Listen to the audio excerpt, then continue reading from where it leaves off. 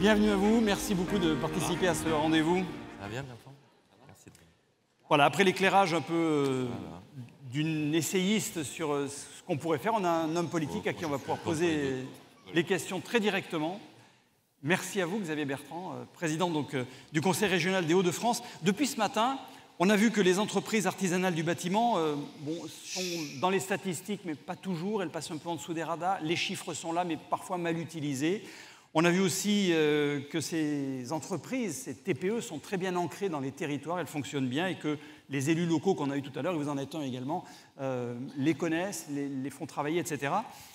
La question qu'on se pose, et vous en tant qu'ancien membre du gouvernement élu local, quel est votre sentiment sur ce décalage qui peut exister entre peut-être la méconnaissance de ces TPE et le fait qu'elles fonctionnent très bien malgré tout? Tout d'abord, vous avez une bonne mémoire. Hein. Ancien membre du gouvernement, ça fait maintenant 13 années. Ah oui, ça fait longtemps, mais vous l'avez été. Ça fait 13 années. Ça va vite. On le reste. Oui, ça va vite. Ça va vite, mais il est vrai aussi que président de région, c'est un formidable mandat. Parce que, comme beaucoup des entrepreneurs qui sont dans la salle, on n'a pas de patron au-dessus de soi. On doit toujours rendre des comptes dans la vie à ses clients, et d'une certaine façon, les 6 millions d'habitants de la région sont un peu comme des actionnaires ou comme des clients, et on leur doit un service. Et je suis convaincu que l'un des vrais problèmes de la politique aujourd'hui, c'est qu'elle n'a pas compris qu'elle devait satisfaire à l'obligation de résultats. Et ça, je pense que c'est un changement important. J'ai été entrepreneur, et c'est vrai qu'aujourd'hui, à la tête de la région, j'essaye de retrouver ce que j'avais en tête quand j'étais clairement entrepreneur.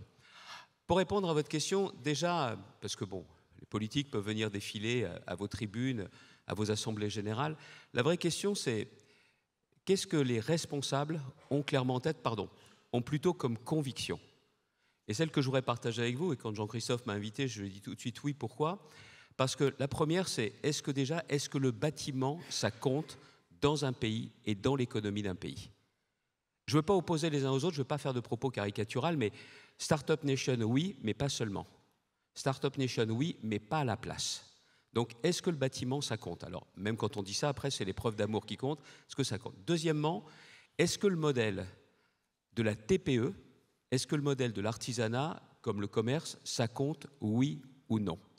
Ou est-ce qu'il n'y a que les grands groupes? Encore une fois, je ne vais pas opposer les uns aux autres, mais est-ce que clairement, ceux qui vous parlent ont ça comme conception et comme conviction? Et la troisième chose, c'est un peu ce qu'évoquait Agnès tout à l'heure, je voudrais aussi aller plus loin, c'est est-ce qu'on peut, franchement, en France, être dans un pays ou une société de confiance? Est-ce qu'on fait confiance aux acteurs économiques? Je le dis souvent, ce ne sont pas les politiques qui créent les emplois. Ce sont les entrepreneurs qui créent les emplois. Mais pour qu'ils puissent créer des emplois, il faut leur faire confiance. Or, la plupart des responsables publics, politiques, disent aux Français « faites-nous confiance ». Non, il faut déjà faire confiance aux Français et aux acteurs. Et vous voyez, sur ces trois convictions, c'est ce qu'aujourd'hui, j'essaye de faire en tant que président de région. Je pense qu'on aura l'occasion de développer, mais c'est ça qui, pour moi, est aujourd'hui très, très important. C'est est-ce que, clairement, les convictions, on les partage? Précisément, avec ces entreprises, ces TPE, comment fonctionnez-vous dans votre région? Quel est le lien?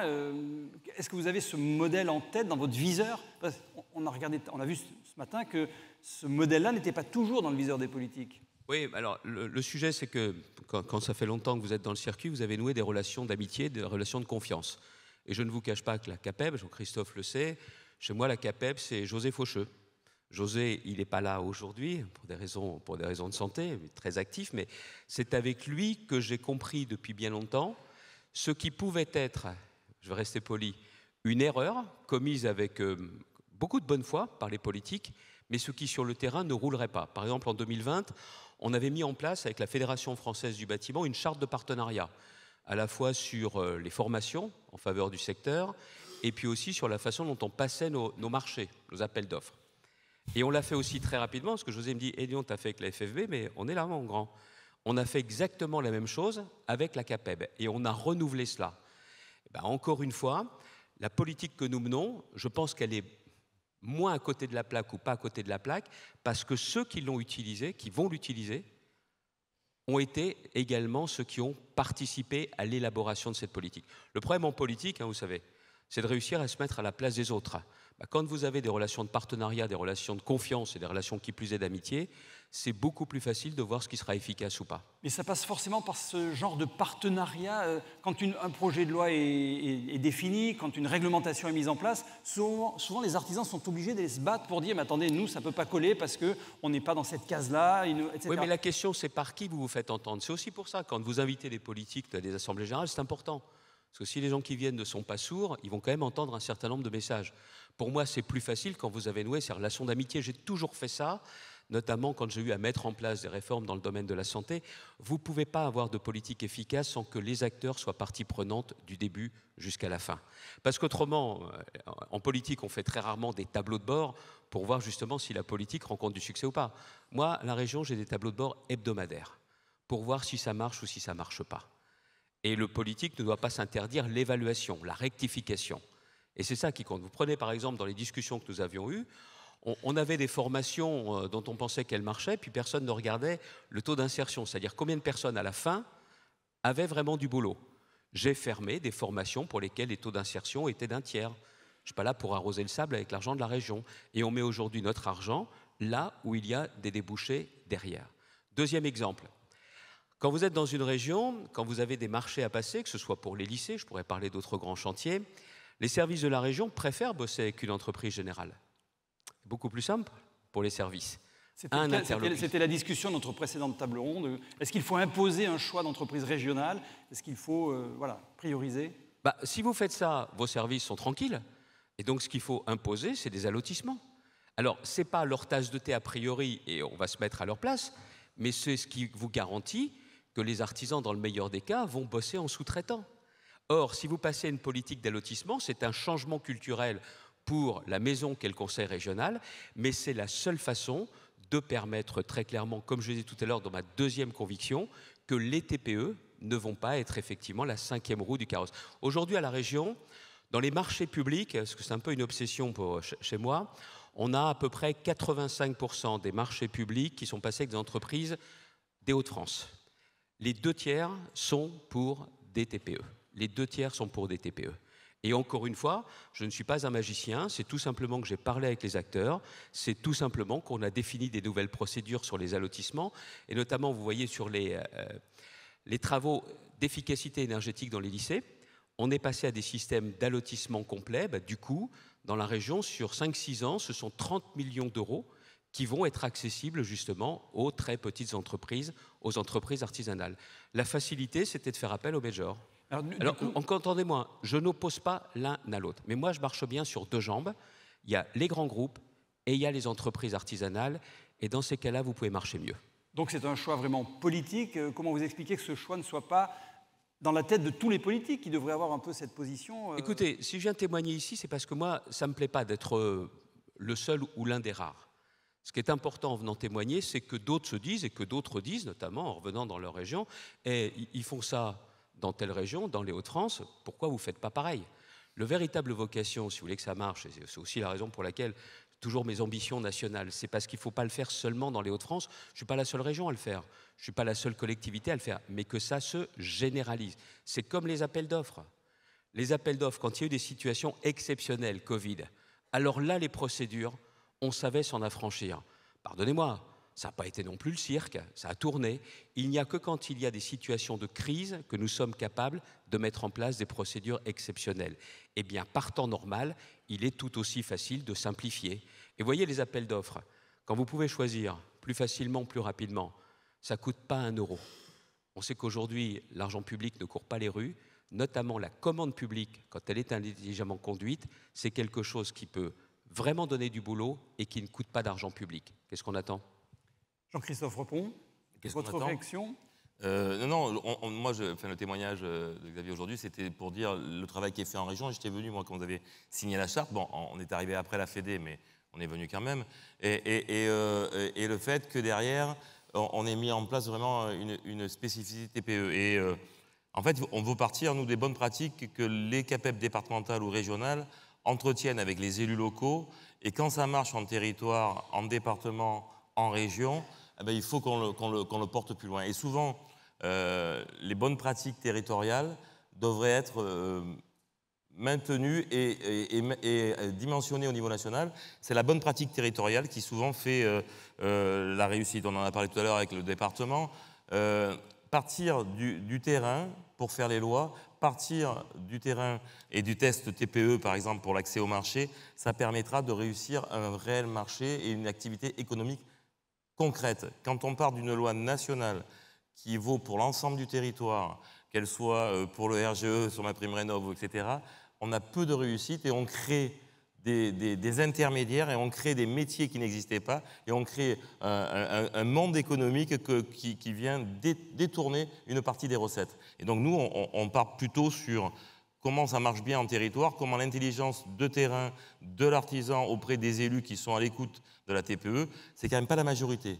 C'est quand même pas la majorité parce qu'il est bien plus difficile d'organiser, et vos services le savent, des TPE qu'un major. Il est bien plus facile de dynamiser des marchés par un seul intermédiaire qu'une multitude de petites entreprises. Mais il nous semble que pour le tissu économique départemental, et on en a parlé tout à l'heure avec l'étude Terram, la richesse apportée en emploi, la richesse apportée en apprentissage, la richesse apportée dans le tissu social et économique, il est vital. Et donc ça, ces bonnes pratiques départementales et régionales nous paraissent importantes pour le porter au niveau national. Je peux rebondir sur ce que vient de dire Jean-Christophe. La France est un formidable pays, mais mon Dieu que c'est trop centralisé. Il n'y a pas une entreprise, il n'y a pas une association qui pourrait fonctionner comme ça, où tout se décide dans un seul bureau ou dans 2 bureaux. Moi, je plaide pour qu'il y ait une nouvelle grande étape, c'est ce que j'ai appelé la République des territoires, où l'État au niveau central s'occupe des grandes orientations, de ce qui est essentiel, la diplomatie, la sécurité, la prise en compte d'une vraie politique d'immigration, et pour le reste, qu'on laisse les choses s'organiser de la vie quotidienne, notamment dans les territoires. Je ne veux pas anticiper sur ce que va dire David Jez, mais on bavardait ensemble, surtout que je lui ai pris sa place, parce que j'avais une contrainte horaire, mais clairement, il faut qu'on ait une étape beaucoup plus importante. Regardez sur la question des marchés publics, on a les contrôles de légalité, mais laissez-nous organiser, que Paris nous laisse organiser les choses. Et puis vous savez, il y aura un meilleur dialogue avec le préfet qu'avec les directeurs d'administration centrale dans les ministères. Je plaide pour cela. Et on a absolument besoin de cela. Pourquoi ? Parce que moi, ce qui me plaît dans la CAPEM, moi, je suis président d'une région, j'habite Saint-Quentin, c'est une ville moyenne. Mais je ne peux pas avoir l'île et le désert autour. C'est important, l'île, c'est une locomotive régionale. Mais très clairement, sur tous ces sujets-là, si vous voulez un équilibre, il faut des entreprises de proximité. Vous êtes aussi ces entreprises de proximité, c'est la raison pour laquelle je suis là. Puis tiens, j'en profite quand même pour le dire. Dans la logique de se mettre à la place, moi, c'est une position que j'ai encore exprimée dimanche dernier. On n'a pas pris en compte, notamment dans la mise en place des ZFE, tous ces artisans qui avaient besoin de garder leur voiture, parce qu'ils n'ont pas eu les moyens de la changer, où il n'y a pas l'offre aujourd'hui pour leur permettre d'avoir ce qui répond aux critères. Les ZFE, c'est vraiment une politique hors sol. Et si je me suis aussi investi dans ce dossier, c'est pour les artisans. Non, parce qu'on a beaucoup parlé des particuliers. Mais je suis désolé, moi je suis passionné par l'automobile et c'est dans ma région qu'il y a les batteries électriques. Mais quand on a justement un fourgon, vous n'avez pas forcément l'alternative immédiate, sans même parler du prix que ça coûte. Encore une fois, si la politique ne veut pas créer des fractures, il faut être capable de se mettre à la place d'eux, puis de faire preuve d'un peu de bon sens, ce n'est pas interdit non plus. Et alors, est-ce qu'on est dans cette impasse de la complexification du jacobinisme ? Ça, c'est l'histoire qui veut ça pour la France, de la verticalité. Quels sont les leviers pour faire évoluer les choses ? Ce que je viens de vous dire, Paris s'occupe de ce qui est régalien et des très grandes orientations. Et pour le reste, on laisse faire dans les territoires. Bon, titre personnel, moi je suis même aussi pour une autre forme de simplification, un peu plus radicale.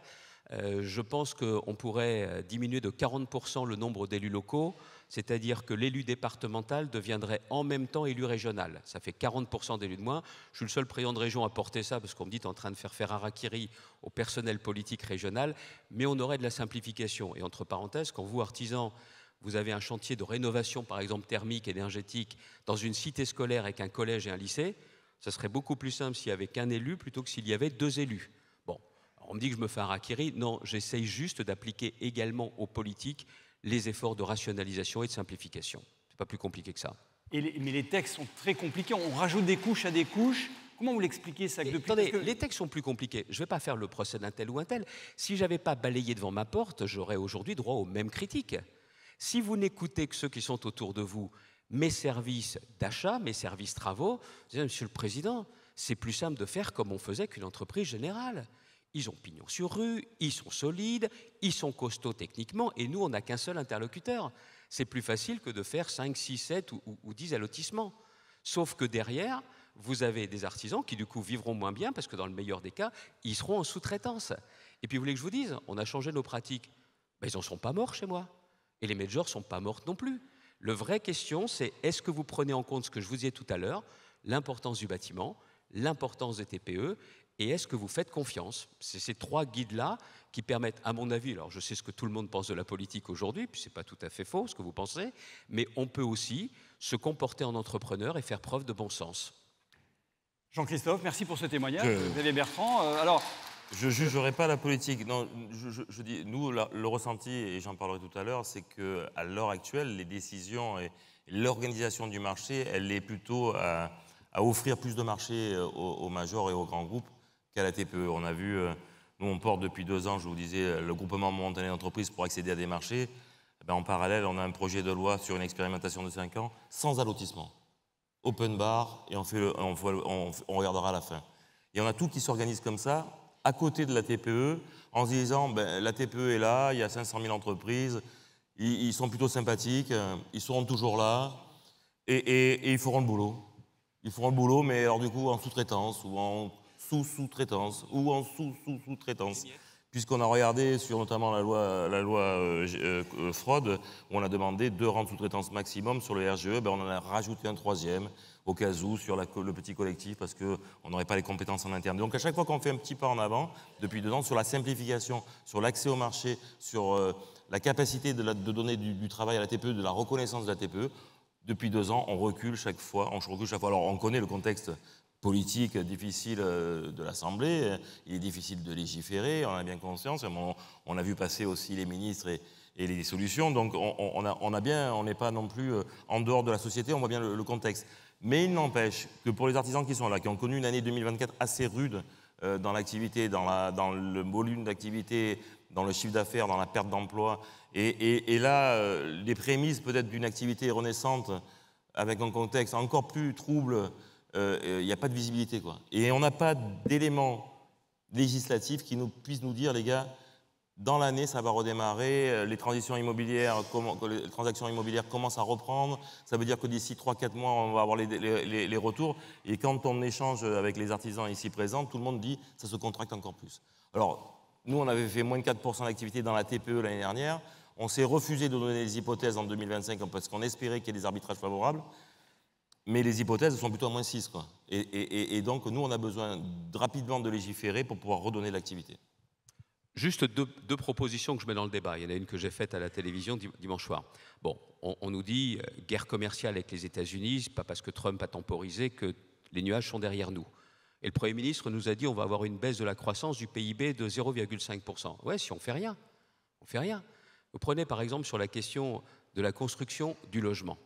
Tout le monde s'accorde à le reconnaître. Vous mettez 100 en exonération, en incitation fiscale, il y a 165 qui sont des rentrées fiscales et sociales. Moi, je n'ai pas fait l'ENA, mais j'essaye juste de savoir compter. Ça vous coûte 100 au niveau de l'État, ça vous rapporte 165 au niveau de l'État, ça se tente ou ça ne se tente pas? Bien sûr que ça se tente. Et je le dis encore une fois, ça fait partie des sujets, le bâtiment, les travaux publics, qui ne dépendent absolument pas des Américains et sur lesquels on a aujourd'hui de véritables marges de progression. Deuxièmement, Jean-Christophe, sur la question notamment des appels d'offres des marchés publics, rien que des seuils. Même si vous avez besoin d'un bout de loi, il y a des choses qui peuvent se faire par décret, donc c'est-à-dire très rapidement. Vous faites un bout de loi, une loi comme celle-ci, vous m'expliquez comment elle ne trouve pas une majorité à l'Assemblée nationale, elle aura une majorité au Sénat. La seule chose, ça me semble peut-être très terre-à-terre ce que je suis en train de dire, mais ça c'est efficace, ça peut être fait très rapidement, et derrière ça permet de développer l'emploi. Voilà très concrètement 2 mesures, et tiens, la deuxième, là, elle ne coûte pas 1 centime d'euro à l'État, pas 1 centime d'euro. Merci pour ce témoignage. Alors, Agnès Verdier-Moulinier sera là tout à l'heure pour répondre individuellement aux personnes. Peut-être on a le temps je vois qu'il est 12h22, on a encore 4-5 minutes. S'il y a 2-3 questions pour vous, Xavier Bertrand Drassa, vous avez le temps encore de 2-3 questions? Sur le témoignage régional, et pas sur la campagne à venir. Hein. Oui. qu'on soit bien clair. Sur le modèle économique. Parce qu'après, je sais ce que vous allez me dire. Vous pouvez aussi, hein. Non, mais je sais ce que vous allez me dire. Alors, il y a Témoignage une question régional. ici de monsieur Enoch là-bas, madame. Voilà. Je préviens les questions. 2-3 questions. Parce que j'ai été dans le passé macroniste, et je ne voudrais pas que je sois... Voilà. Donc, Lucie Amélino, présidente de la CAPEB Je suis là. Vendée. Je suis là, Vendée. au fond de la classe. Vendée.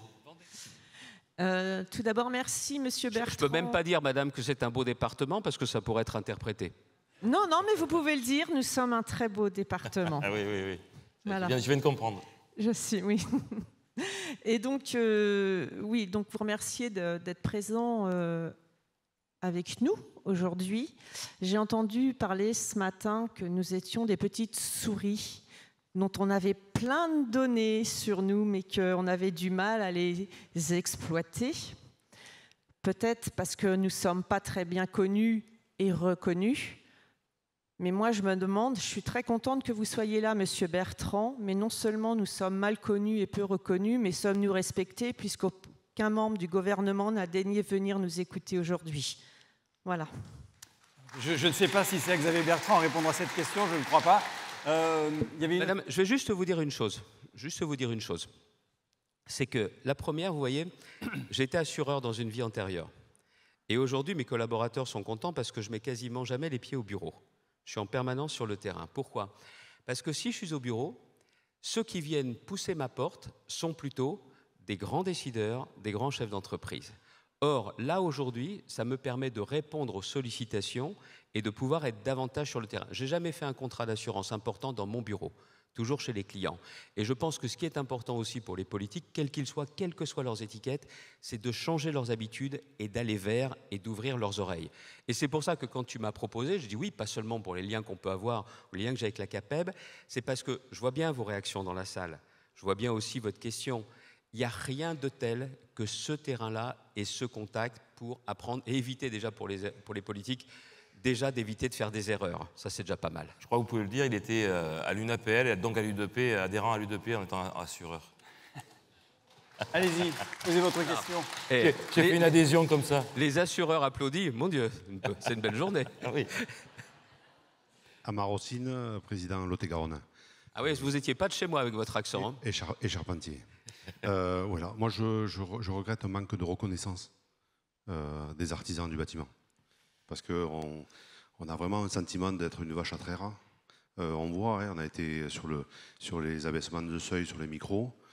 Ils ont été écoutés en 3-4 jours.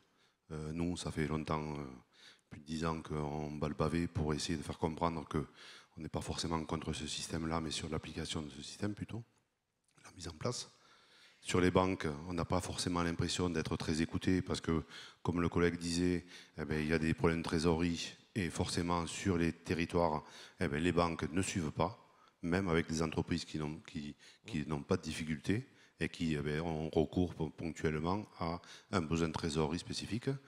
Ensuite, en région, bon, moi je parle pour ma région, mais on a souvent l'impression aussi d'être le petit enfant mis de côté par rapport à l'industrie. Alors bon, chez nous, on a l'aéronautique et la grosse industrie, mais on pense que voilà, l'artisanat est sous-écouté. Voilà, on est des vaches à traire. Et alors bien sûr, on ne se mobilise pas et on a toujours des difficultés pour se mobiliser et faire une grande manifestation, mais on n'est pas comme ça, on n'est pas comme les paysans, mais on veut être remis à notre juste place. Juste pour mon plaisir personnel, mais je vous l'ai déjà fait, la micro-entreprise, on se base sur ce statut précaire et le seuil, je crois que c'était votre gouvernement qui l'avait mis en place. Vous m'aviez dit déjà, j'étais ministre du Travail, mais ce n'était pas mon truc. Non. Mais pour le coup... Non, je vais te dire, je ne vais pas me planter. Non, mais c'est important, ça fait 13 ans, mais... C'est Novelli qui le met en place. Voilà. C'est Novelli qui le met en place à l'époque. Dans... Le vrai sujet qu'il y a, c'est pourquoi le monde de l'artisanat n'a pas bénéficié des mêmes simplifications et des mêmes facilités. C'est toujours ce que j'ai indiqué. Ouais. Parce que le statut tel qu'il a été fait de l'auto-entrepreneur devenu micro-entrepreneur, c'est qu'il n'y a pas les mêmes contraintes, notamment que les artisans. Je ne veux pas faire mon ancien assureur, mais les règles notamment de bon achèvement et les questions de responsabilité civile professionnelle, il faut savoir les supporter, ça a un coût. Ça, c'est aussi ça qui compte. Alors comment faire ? Au-delà des grands... Il est où le monsieur ? Il est là-bas. C'est que, ouais, vous avez raison sur la place des banques. moi maintenant, bien souvent, je fais le banquier. Il faut savoir une chose, c'est que l'économie, c'est la première responsabilité des régions. Moi, je n'ai pas de vice-président à l'économie. J'ai gardé cette fonction parce que j'estime que le premier rôle des politiques, c'est encore une fois de donner l'environnement favorable pour que les entreprises créent de l'activité, de la valeur, de la richesse et des emplois. Mais bien souvent, on a mis en place une sorte de SAMU bancaire. Quand les banques ne veulent plus y aller, c'est nous qui prenons le risque avec le tribunal de commerce en prévention avant qu'il y ait une procédure. Et ça nous a permis de sauver des milliers d'emplois. Et souvent des petites entreprises parce que ce sont des seuils pour les petites entreprises. Et ça marche. D'ailleurs, les tribunaux de commerce sont en train de regarder si, au titre de la prévention, ce qu'on a fait dans les Hauts-de-France ne va pas être généralisé. Ce n'est pas mon idée, c'est l'idée du président du tribunal de commerce de Lille. Et je rends à César ce qui lui appartient, c'était une belle idée. Deuxièmement, moi je pense qu'on a un sujet également sur la question des transmissions avec des garanties. Et on est en train de regarder, avec le monde de l'artisanat notamment, si on ne pourrait pas justement, nous, apporter une garantie pour la transmission. Vous allez me dire que ce n'est pas la région de le faire, vous n'avez pas tort. Mais si la région ne le fait pas, je ne vois pas trop qui le fait. Donc là, encore une fois, ce n'est pas forcément notre boulot de prendre la place d'eux, mais quand ce n'est pas fait, je ne peux pas vous dire ce n'est pas mon boulot, tant pis pour vous. J'essaye de trouver des solutions. Et le dernier point sur la reconnaissance de l'artisanat, j'ai l'un de mes vice-présidents, il n'est pas en charge de l'artisanat, mais ce vice-président de la région est le président de la Chambre des métiers de l'artisanat, parce que je pensais qu'il fallait avoir une véritable compréhension de ces problèmes-là. Et quand il s'exprime avec les autres vice-présidents, ce n'est pas pour dire, comment dirais-je, il faut aider la Chambre, ce n'est pas ça. Mais il nous permet d'avoir en permanence le regard des artisans, et c'est resté en plus un artisan de terrain. Donc vous voyez, les chambres consulaires, on est souvent à parler avec la Chambre régionale de commerce et d'industrie. Moi, j'ai aussi bien évidemment une chambre d'agriculture, mais j'ai effectivement le numéro 1 de l'artisanat dans la région, et je pense que c'est ce qui permet d'apporter un regard différent. Je vous l'ai dit, je pense qu'aujourd'hui, la politique doit s'inspirer du monde de l'entreprise sur l'obligation de résultat et sur la question d'être hyper connecté. Ça, je pense que c'est l'une des priorités. Merci à vous, Xavier Bertrand. Merci d'être venu participer à cette table ronde, à ce dialogue en tout cas. Deuxième dialogue.